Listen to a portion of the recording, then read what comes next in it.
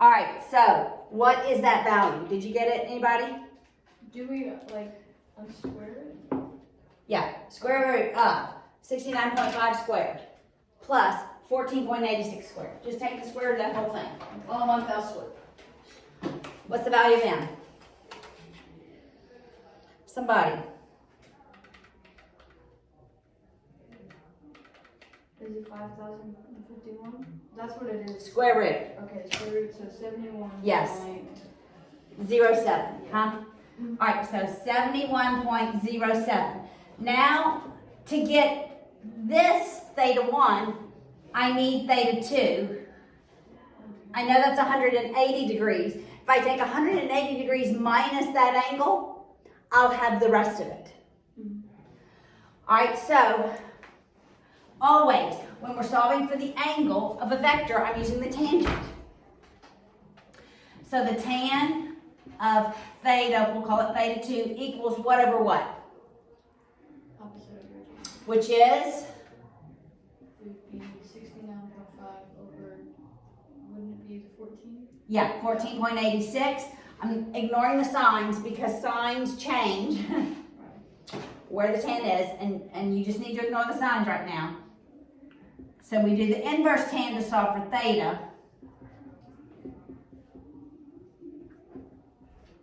All right, so what is that value in your calculators? How did we get 71.7? Because I thought I had to do a square root. I got 77. It is. No. This would be positive. Anything squared is positive. This number's going to be positive. Yeah, anything squared is going to be positive. If you square negative, it's two negatives, it'll be a positive. So then add those and take the square root. Okay.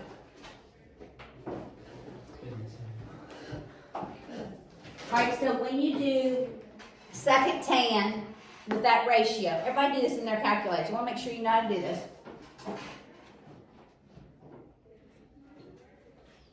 What do you get? 77.92. 77.9. We'll go to one decimal place. Did you say 77.9? Yes, ma'am. All right. So now do 180 minus that.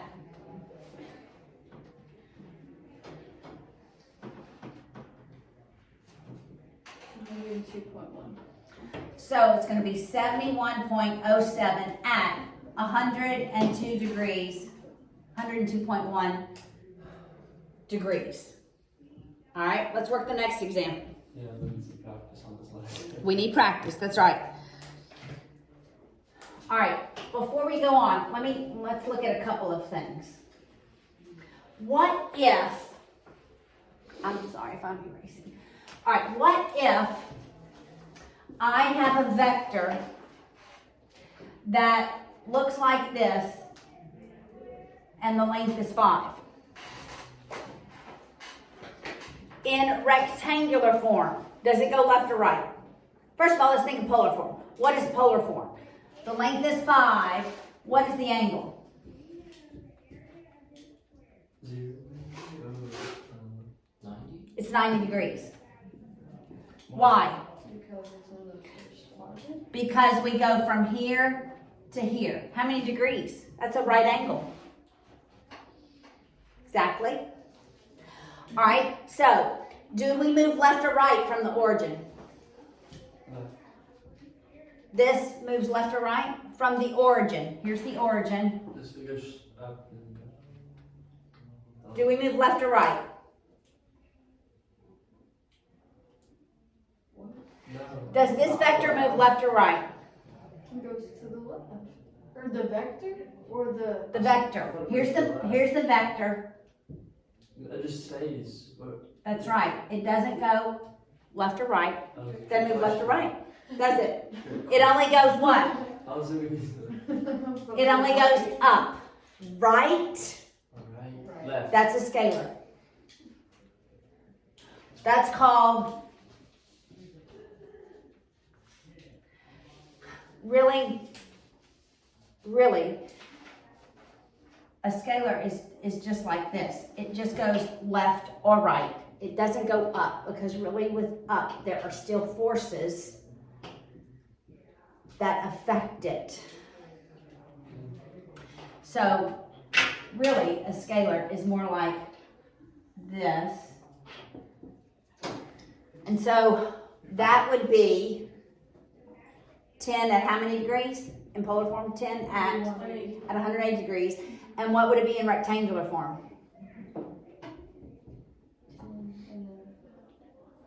Wait. Does it go left or right? It's not going to be. Does it go left or right? It looks like it goes right. It goes right by how many? 5?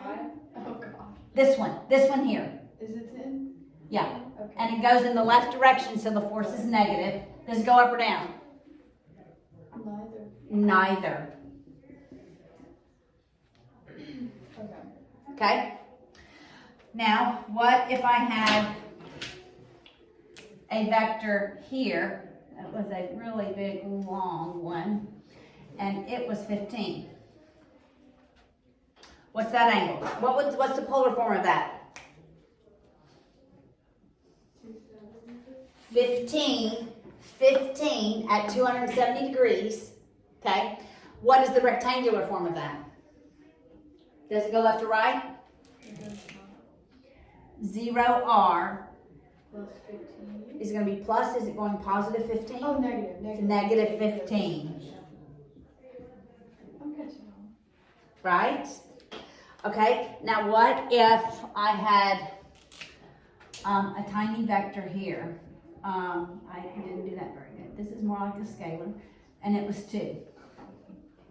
What angle is that? What's the polar form of that? 0r negative 20 unit? What? Just this one. Is that a 2? It's a 2? Okay. So it'd be 2 and then 360? I could take 360. Anything else? It could be 2. 0? Yeah, at 0. It could be 2 at 360. It could be 2 at negative 360, right? All those work. How can it be negative? Which way do angles rotate when they're negative? That's correct. Clockwise. So couldn't this have rotated all the way there?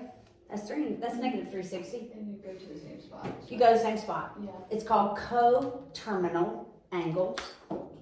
That means their terminating rate is at the same place. They share that terminating rate. All right, what is this in terms of rectangular? Okay, it's going to the left. Well, it's really going to the right. Oh, the right. It's Okay. your other Yeah. left. That was, yeah. To the right. Yeah. So it's 2r Plus 0. plus 0u. Yes. Then go up or down. All right. So these vectors, when they lie on the axes, they only have one direction, either positive r, negative r, or positive u, negative u. And some of them have an angle, but they're more like just one direction. But when you get into forces in physics, there really are forces that pull down, there are forces that pull up. There's frictional forces, there's gravity, there's tension in 2 directions. It's crazy, all the forces that pull on. You just thought you just walked. Well, actually gravity's pulling you down. Your weight is pulling you down. The ground is pushing you up. See, you never thought about that, but the ground is really pushing you up by an equal force of what you're pushing down. Otherwise, we would be sinking in the ground. And then there's friction as you walk. So friction is slowing your movement down. And then there's velocity. Velocity is a force, so that's how fast you're walking. So you just thought you walked. There's lots going on when you walk. All right, let's look at the second example. Okay.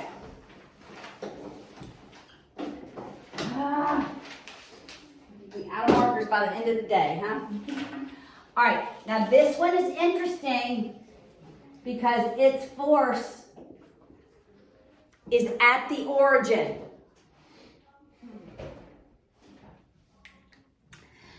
And then, so I'll give you an example of what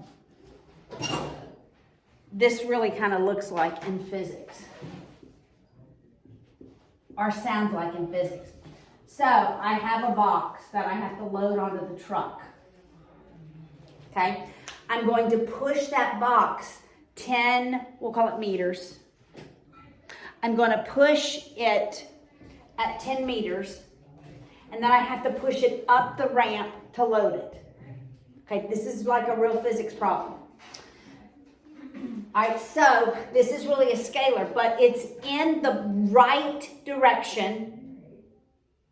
So it's 10R, positive 10R, because it's in the right direction.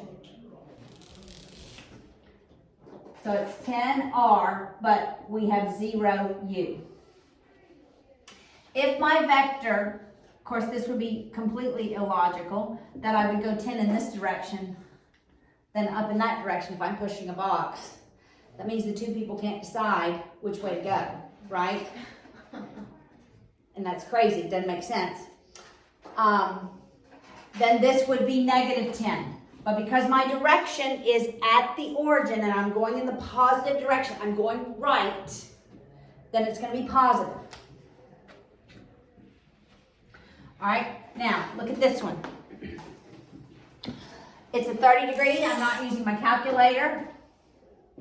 My R is positive. My U is positive. So what is the U value?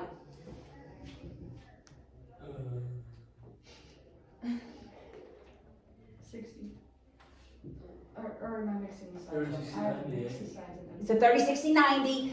The U is opposite the 30 degree. Oh, I was looking at the angle within. I'm sorry. The 30 degree. 60 square root of 3? Or is it double 60?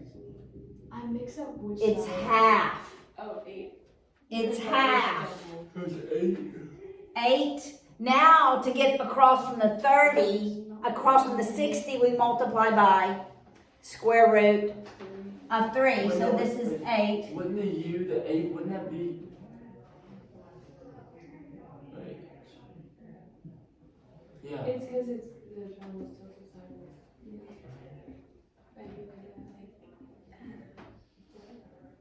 If that side's 2, that side's 1, that side's square root of 3. It's 1 square root of 3, 2. So to get to the shorter leg, but that doesn't look like a shorter leg, but it is. It would be in real life. You take half.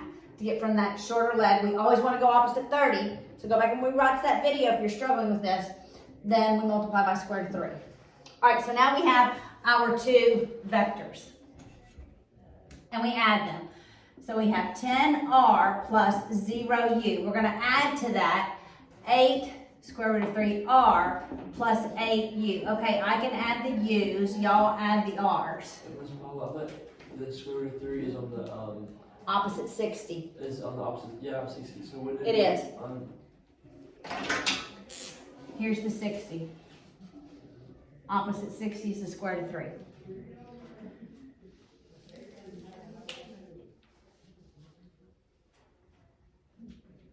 We're gonna review those in just a minute. In the next lesson. So what's 10 plus 8 square root of 3? What is that? 23.86. Alright, I redraw my vector. My R is positive, 23.86. My U is 8. And there's my theta, there's my magnitude. How do I calculate the magnitude? Pythagorean theorem, so do it.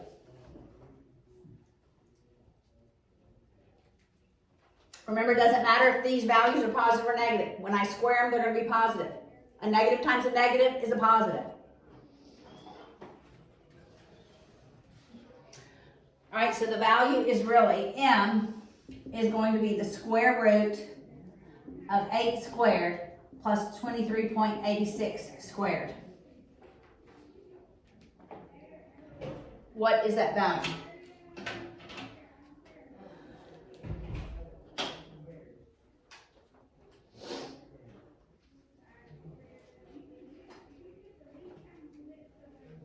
What's You want M? the square root of it, so you just want, okay, 25.2. All right, that's the magnitude. How do I solve for theta?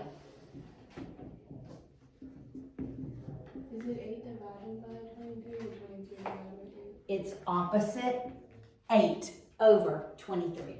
So it's inverse tan. Inverse tan, 8 over 23.86.